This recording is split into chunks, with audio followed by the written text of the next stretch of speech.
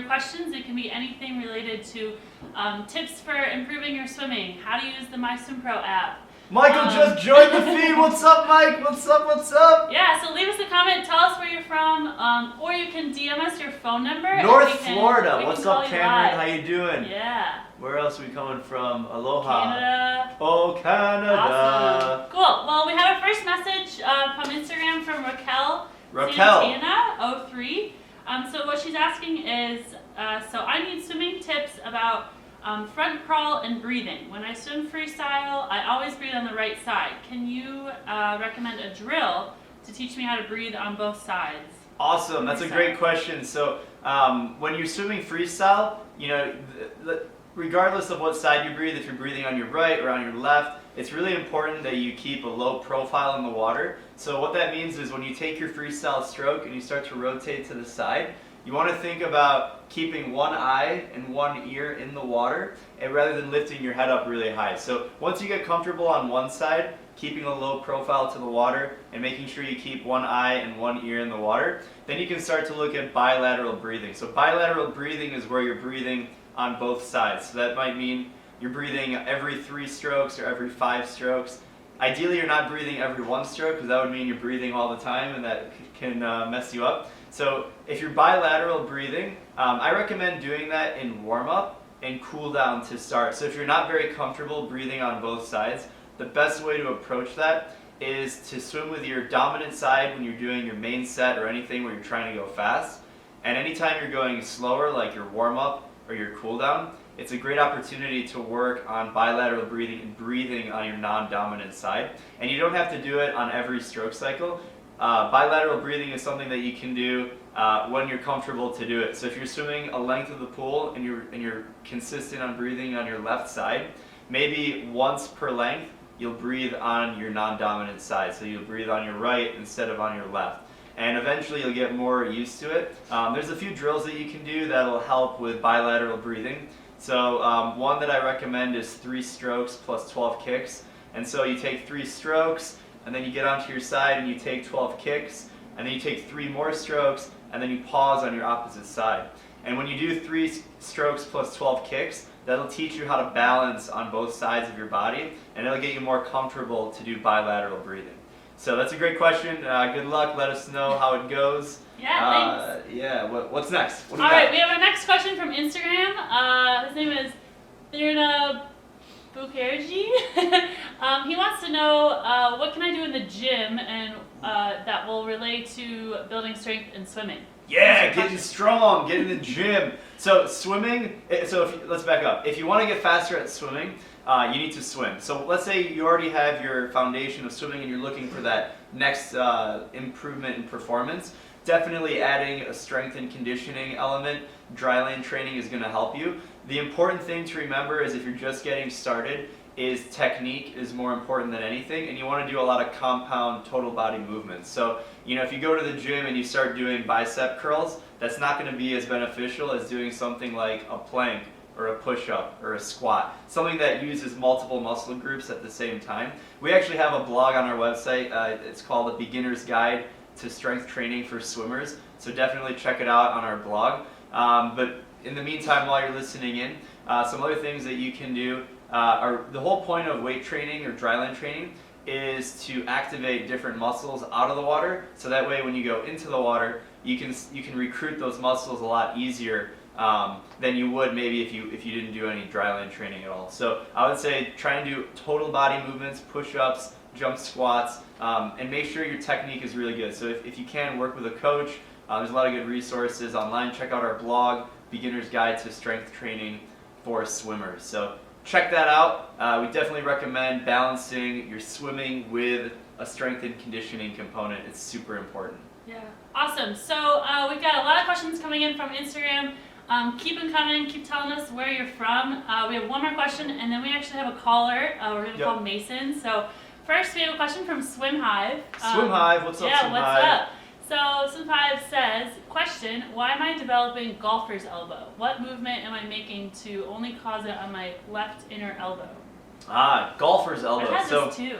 Yeah. I think, are they referring to like swimmer's elbow, like tendonitis? Yeah. So let's go with, I think you mean like tendonitis or just any kind of pain or discomfort in the joint area. This can actually be really common in the elbow, in the shoulder, lower back, knees for swimmers, just because even though swimming is such a low impact sport, because there's so much repetition involved with the stroke, like if you think about how many arm movements you do that are like this, it's really repetitive, and so that can have wear and tear on the body. The number one thing is to have really good technique, and so focusing on having a really efficient stroke and making sure you're not crossing over that middle line of your body. If you have a laser that cuts your body in half, making sure when your hand hits the water, you're not crossing over past halfway. That'll eliminate a lot of the unnecessary stress that's coming on your shoulder and your elbow if you're crossing over. So make sure you're not crossing the middle line of your body.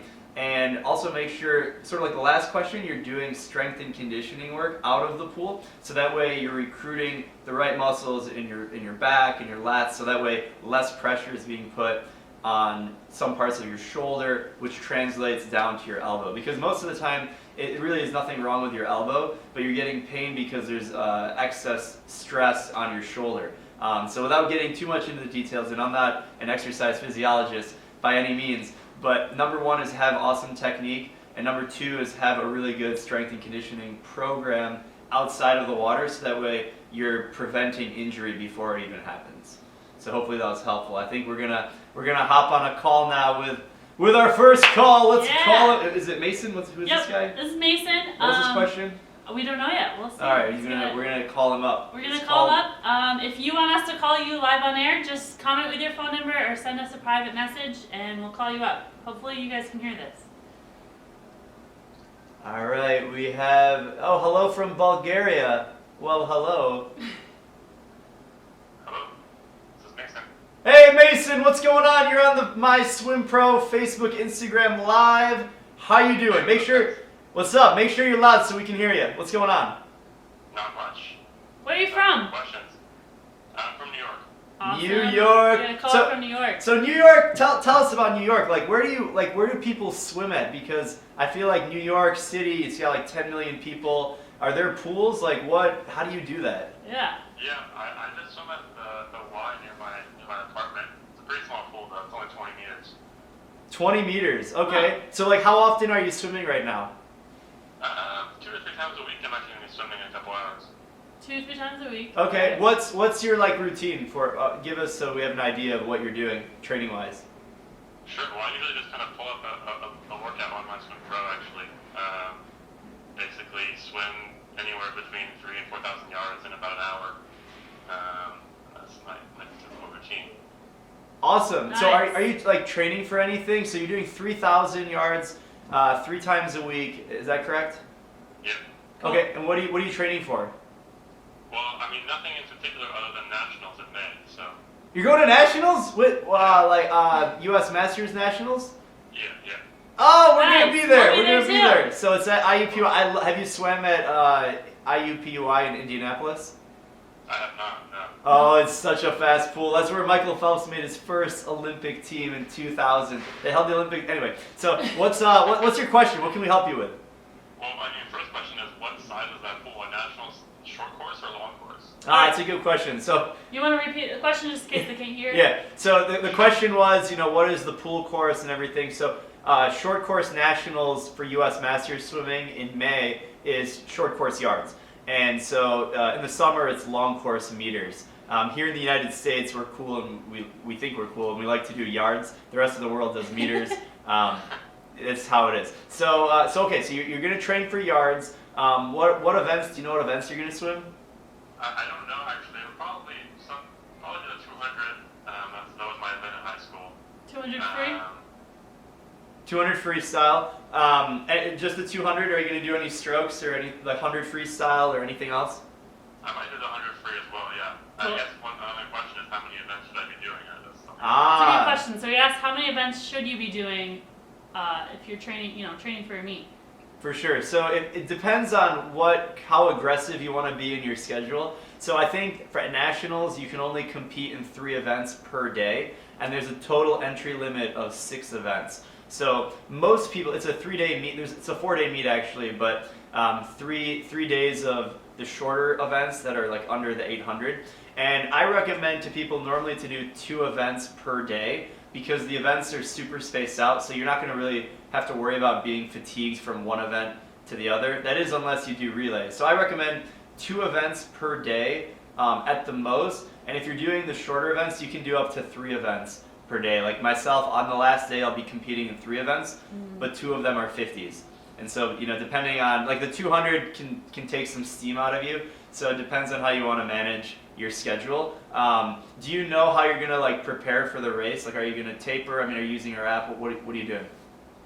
That's a good question. No, I haven't really thought about my tapering yet, although taper is definitely a good idea.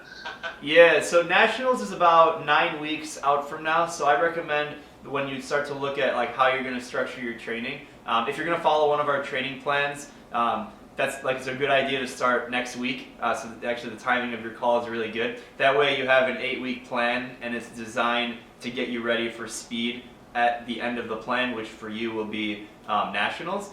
And definitely, even if you're complementing our training plan with some of your own training, it's really important to think about hitting your highest workload volume about 3 to 6 weeks before the competition. So if you were to start from now and like sort of restart your training block, you would really want to build up for the next 3 to 4 weeks to where the most swimming volume and the highest work you're doing is about a month before Nationals, and that way you have 3 to 4 weeks to start dropping off your total volume, and then you'll have the super compensation effect and you'll be able to perform a lot faster. Question, are you doing any out-of-water training at all?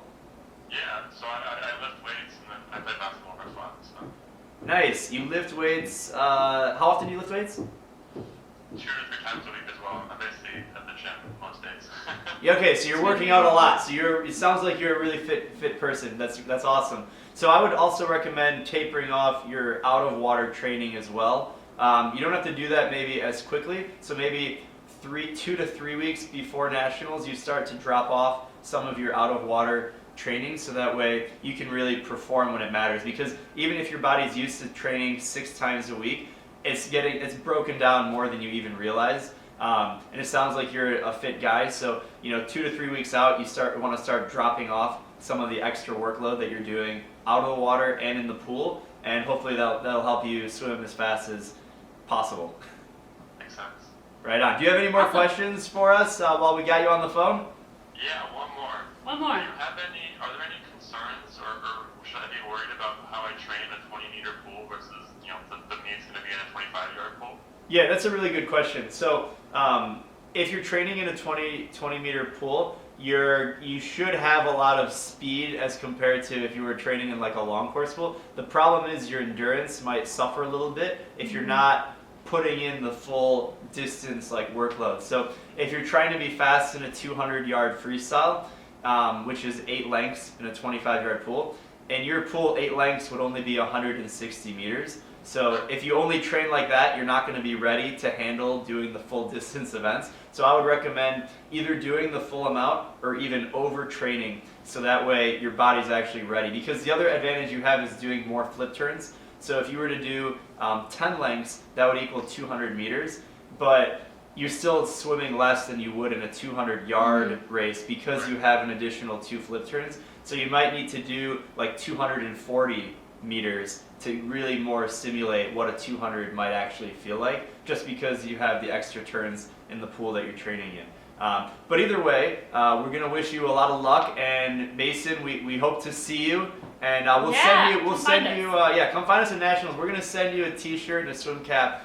So in reply to the message, just DM us your address, and we're going to send you some AskASwimPro swag, and best of luck in all your training, and we'll see you at Nationals.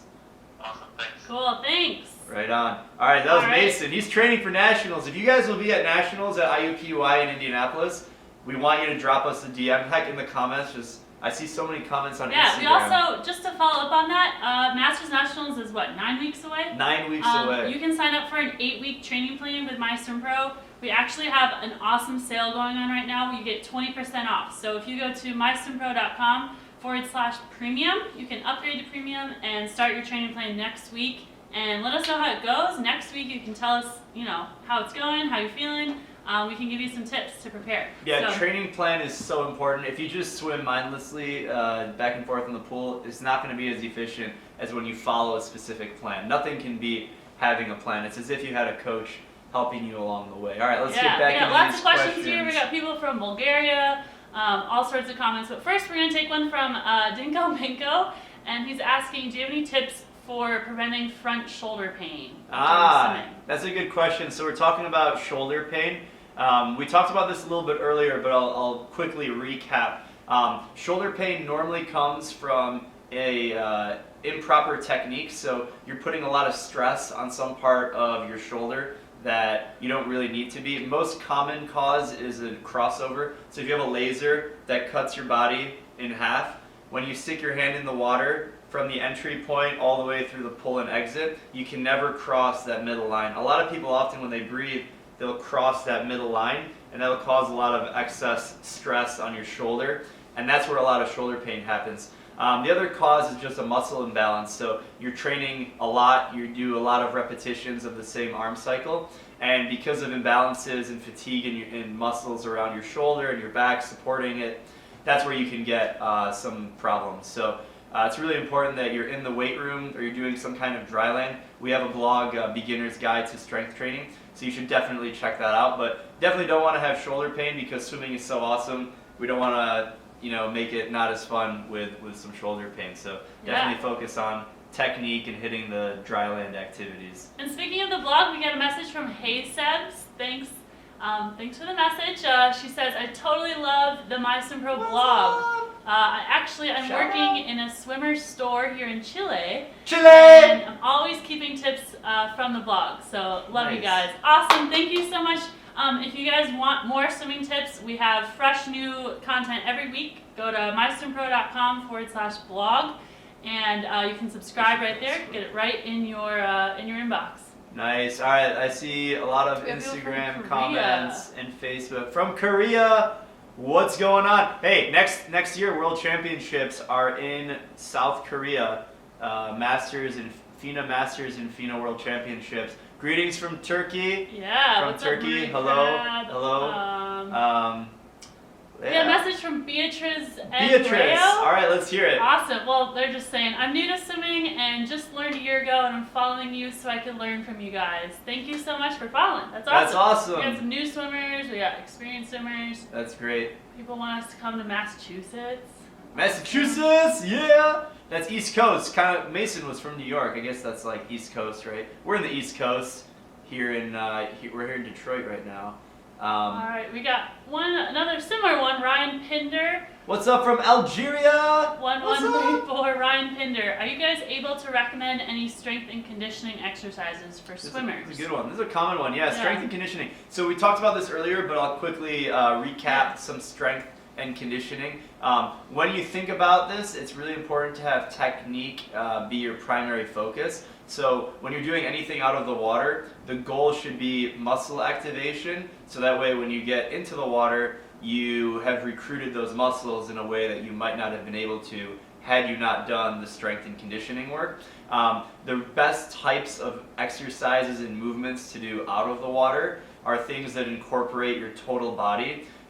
You don't want to go in there and just do curls, right? Because that's only going to engage, that's an isolation movement. You're only going to engage one muscle group, which is your bicep. So if you do things like pull-ups or push-ups or squats or planks, things that engage your core and also multiple muscle groups. So if you do like a pull-up, for example, when you do a pull-up and you're lifting your body weight up, you're using a lot of the muscles that you'd use when you pull in all of the strokes, right? So your lats, even your biceps are engaged in that. That's a compound movement because you're using multiple muscle groups. So when you go to the gym, focus on doing total body movements and making sure you have really good technique and not letting yourself fatigue and letting the technique fall apart. It's similar to swimming where you don't want to swim with poor technique because then you're reinforcing the wrong skills.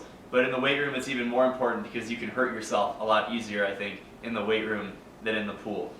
So just keep that in mind if you're trying to do out of water. And we have a blog. It's called Beginner's Guide to Strength Training. Yeah. Check it out. We have some basic movements on the blog. And then if you go beyond that, get a coach or training group to do stuff with out of the water. Yeah.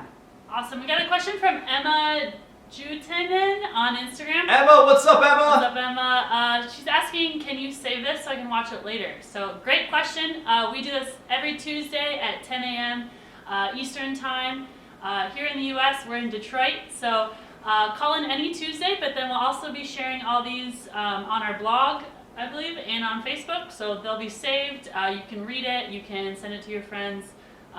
Yeah. So, thanks for the this question. isn't going anywhere. And on Instagram, she was on Instagram? Yep. On Instagram, I think you get 24 hours. We'll post it onto our story, so you get 24 hours to go back and watch it. But Facebook, it'll all be there. Awesome. Forever. Greetings from Germany. Yeah. What's going on? All right, so something about backstroke? Yep, we got a question from Juank Banav. I'm sorry if I can't say these right. From Instagram. Yeah, from Instagram. So that's his username, not his real name. All right. Tell me about how I can improve my backstroke technique. From Backstroke Colombia. from Colombia, and I see on Colombia. Facebook from Uruguay. Nice. Okay, so Good backstroke. people all over. So it's backstroke technique, right? That's the question. Yep. Mhm. Okay, so backstroke technique. All right, let's break it down. So in swimming, the most important word in any stroke is streamline, because that's the fundamental body position that every stroke is built off of. So in backstroke, you want to get your body as streamlined as possible, even when you're moving your arms. So what that means is you want to have a really narrow body position, and when you're taking your strokes, you have rotation, so that way you're spending more time on your side rather than being flat on your back. So if you just swim and you're flat on your back and you spin your arms, right, your body's going to be pretty slow because you have more resistance in the water. And if you can get your body comfortable to rotating from side to side using your hips and your shoulders, you're going to be in a more streamlined position and occupy less space in the water.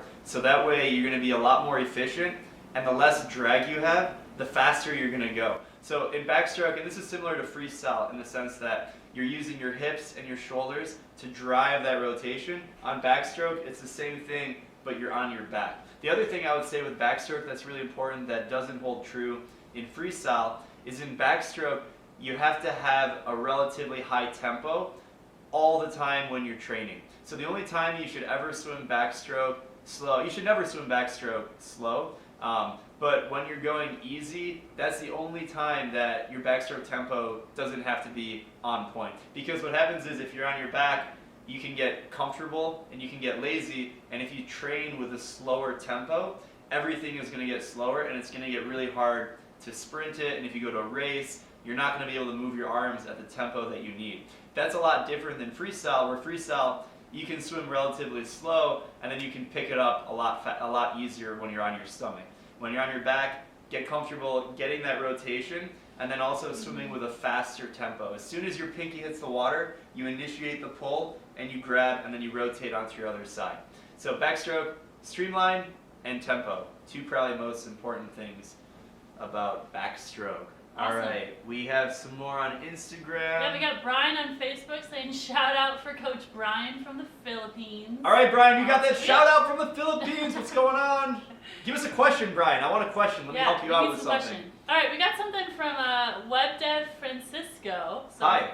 What's up? So he says, I got 2 months I have 2 months swimming. Do you have any recommendations on how to get past the 25-meter freestyle? Perfect. All right, so 2 months in, congratulations. Yeah, you're here. That's like awesome. You're making progress. So now we're trying to build off of the 25 meters. So before we go distance crazy and we try and swim a lot more distance, let's make sure that that 25 meters that you're doing is as efficient as possible. So not sure if you can reply, but you know, one thing that you can measure how efficient you are is not just how many lengths you can do, but how many strokes you take in a single length. So if you have a 25-meter pool and you can swim one length, I want you to count how many strokes you take, and let's say you take 20 strokes, right? So next time you swim, and everyone can do this regardless of how fast you are, so count 1, 2, 3, and then however many strokes you take, that's your stroke count. The goal in swimming is to become more efficient, so you will lower that stroke count, and that means you're getting more efficient. So let's say you take 20 strokes, my friend. So if we're trying to go from a 25-meter distance to a 50-meter distance, the first thing you do is actually decreasing your stroke count on the 25, so that way you're more comfortable and relaxed and more efficient. So when you turn to do another length of the pool, you have a more efficient stroke that uses less energy, so you'll be able to actually make it that next 25. The other thing, it's hard because we haven't seen your stroke. So, just depending on your swimming level, technique-wise, it's really important to have a good breathing pattern. So if you're not breathing regularly enough, it's going to be really hard to swim beyond 25 meters. I always recommend breathing every 2 strokes, sometimes every 3 strokes, sometimes every 4. But if you breathe every 2 strokes, that's just enough oxygen where you can continue to swim over and over and over, and you won't have to stop. That's the most efficient for longer distance swimming. So hopefully that helped, but congratulations on getting 25 meters. Now we'll go to 50, and then 75, and then 100, and next thing you know, you'll be swimming a kilometer straight without stopping. Awesome. All right, let's do, I think, hello from Egypt. Yeah, Hello. We got a question from Bad Red Dine 3695, and he says, recently I've been having too many cramps. Oh, cramps, yeah. Is it because I haven't been working out for a while, or? Potentially. Normally cramps come because you probably ate too much food or drank too much water like before you went into the pool. They often say the rule of thumb is 1 hour between your meal and when you swim. Some people actually might need a lot more than that. For me personally, I normally like 2 to 3 hours from my last meal to actually swimming. So it really depends on you.